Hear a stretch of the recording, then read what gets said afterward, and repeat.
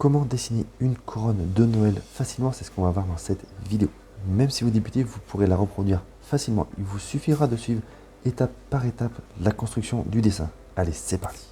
Pour commencer, on va se concentrer sur le gros nœud qui va prendre une grosse partie de notre feuille.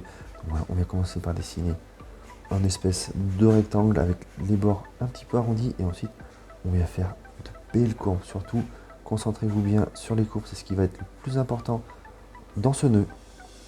Voilà, on va faire des belles courbes, prenez bien votre temps, c'est ce qui va rendre votre dessin harmonieux. On va faire des deux côtés la même chose.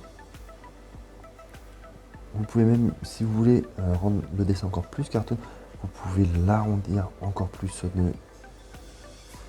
Personnellement, j'ai préféré juste le mettre un tout petit peu arrondi. On va réaliser des petits traits au milieu pour donner du volume.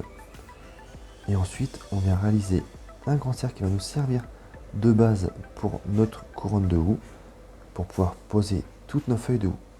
On va commencer par la partie supérieure. On va dessiner notre première feuille de houx qui sera la principale, c'est celle qui sera sur le devant. Pareil là, même si vous n'avez pas exactement les mêmes feuilles, c'est pas grave. Le plus important, c'est d'avoir le principe de la feuille de houx. La feuille de houx a des côtés bien courbés qui finissent en pointe. Donc prenez bien votre temps. Ensuite, on va faire la partie basse. Donc, sur la partie basse, on va mettre carrément des fruits de houx. Donc on en met 4 au milieu et on vient faire autour l'habillage avec des feuilles. Pareil, là, si vous n'avez pas les mêmes, c'est pas grave. Concentrez-vous à avoir la bonne forme des feuilles avec des bords bien arrondis qui finissent tous en pointe. On va réaliser pareil sur la partie droite avec 3 fruits et quelques feuilles de houx. Donc vous allez voir, on finira par compléter.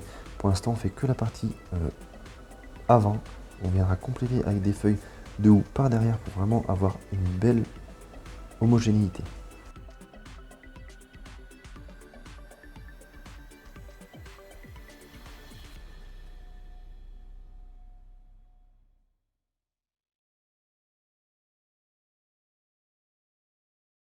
Une fois qu'on a terminé nos feuilles sur l'avant, on vient compléter en mettant des feuilles en arrière-plan. On vient garnir en fait cette couronne de houx pour qu'elle paraisse plus volumineuse. Là, vous embêtez pas trop, c'est pareil, vous pouvez mettre juste quelques petites pointes sur la partie arrière. De toute façon, ces feuilles-là, c'est vraiment pour compléter notre dessin, on les verra pas beaucoup. Ce qui est le plus important, c'est d'avoir des belles feuilles et des beaux fruits sur la partie avant.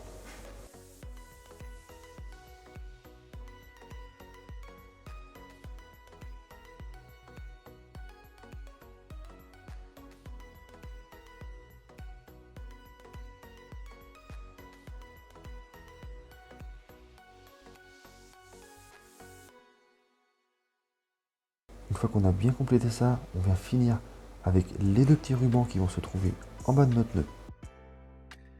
Voilà pour le dessin. Donc, ensuite, on passe à l'ancrage avec un liner de 0,8 mm de la marque Graphite.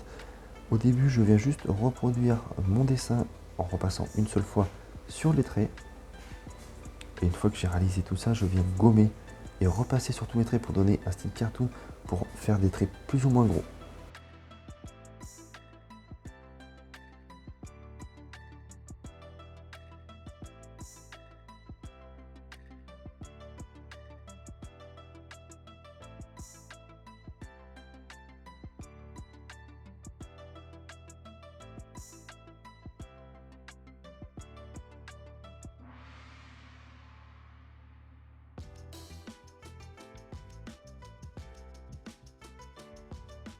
Pour la couleur, je vais faire un dégradé du plus foncé vers le plus clair.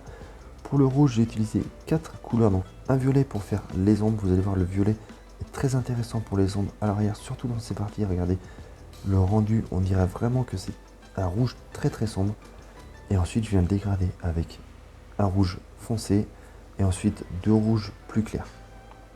Je viens faire la même chose sur les deux rubans qui sont en bas. Regardez, le violet, le rouge foncé, le rouge intermédiaire et le rouge clair. N'hésitez pas également à le faire au crayon de couleur, il n'y a pas de souci.